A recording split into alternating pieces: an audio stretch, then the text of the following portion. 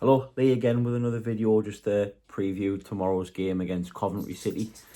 Normally, I would say players to watch out for and everything like that, but I have getting a guest to do that, similar to what I did last week with Preston, but it's all in one video today.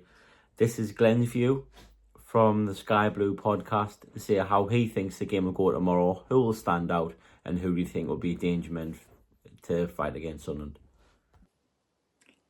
Hi, my name's Glenn. I'm part of the All Things Sky Blue podcast team. We cover Coventry City.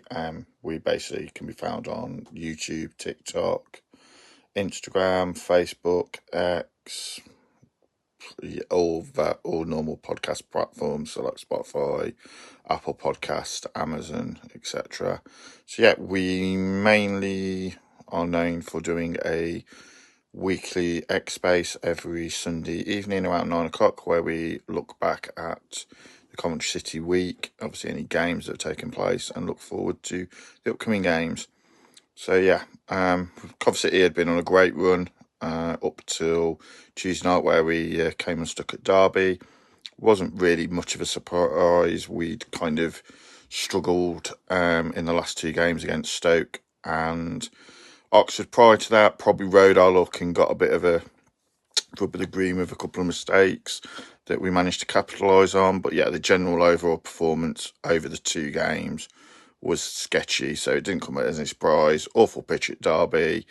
Yeah, give a soft goal away to a free kick, which we should defend better. And then the ball was miles out of play and the officials miss it, and Derby score off it pretty much straight after half-time, and it's 2-0, the game's buried. So yeah, thoughts on Saturday's game? I think it'll be a good game. Obviously, Cov have a very good record against Sunderland. I would probably happily take a point now, but I think both sides really need the win.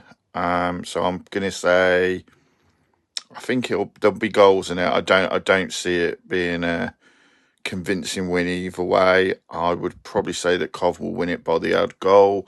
So I fancy us to win it probably 2-1 or possibly 3-2 again.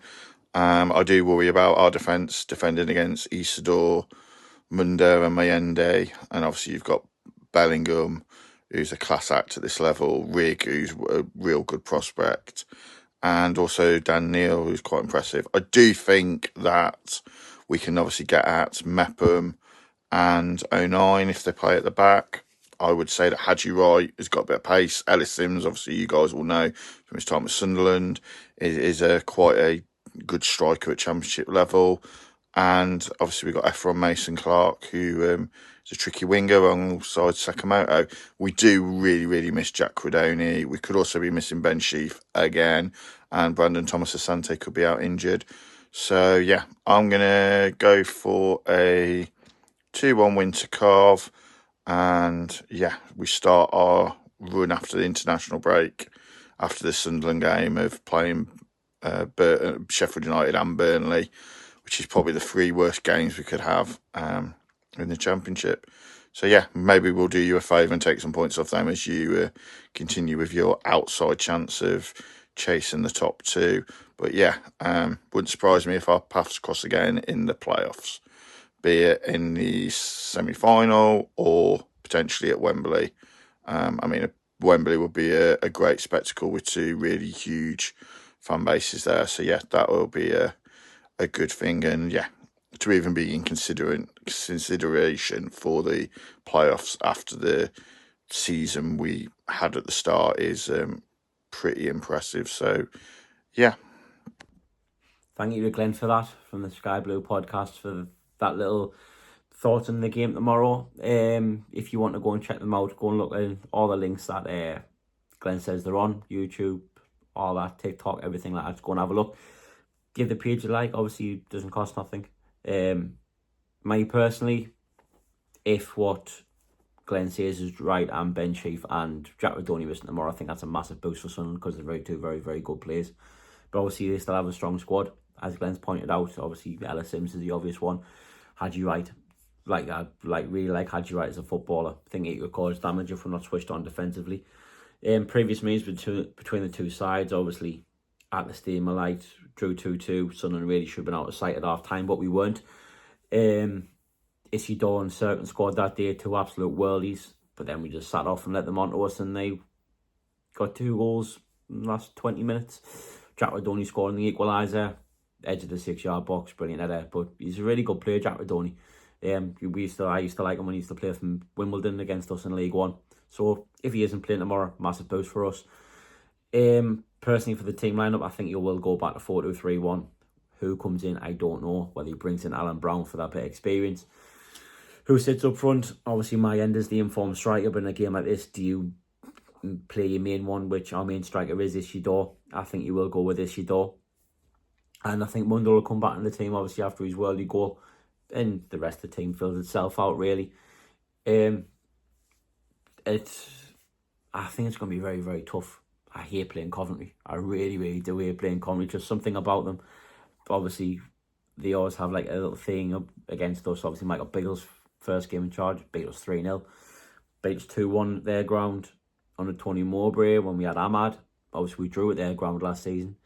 Then obviously we played them in the first game back in the Championship. And Jack Clark scored, but then Victor Girica scored the equaliser with 10 minutes to go. So they've always got that little bogey thing over us. I remember we were going well under Parkinson, and we played them at St Andrews when they were sharing the ground with Birmingham. They beat us 1-0, and it derailed us really. Because I think we would have been there or thereabouts in the playoffs if we didn't lose that one. Because I think we lost that one. Then we drew with, I can't remember who. Well, we drew at home 2-2. Well, Mikhail Mandron scored 2 goals, and we got beat off Bristol Rovers, and it really knocked us out of the playoffs when the League One got curtailed that season. But the game that sticks out for me is the 5-4 in Jack Ross's first season in League One. Obviously, Jack Baldwin tackling thin air. Obviously, it still sticks in my mind. But it's going to be tough, as it always is against Coventry. My opinion, I think it'll be a 2-2 draw. Just something about them. I'm not confident going there and winning. I think it'll be a 2-2 draw, which is not like me. I always back Sunderland to win when I do back them against anybody. It's just Coventry. So it'll be 2-2.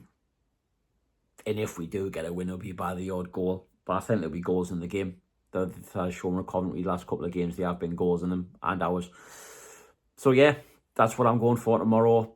I hope we're picking up 3 points. I hope we're celebrating on Saturday night, 10-5 with 3 points. Keep us on the road in the playoffs. Stretch the gap a little bit more. Give us a little bit of breath and fresh air. And hopefully Burnley, Sheffield United and Leeds falter again, and we keep putting the pressure on them. Thank you very much to Glenn. Again, thank you very much to everyone who's viewed. Like, subscribe. Please just give us as much engagement as you possibly can. I really, really appreciate it. See you on Sunday with a review. How are the lads?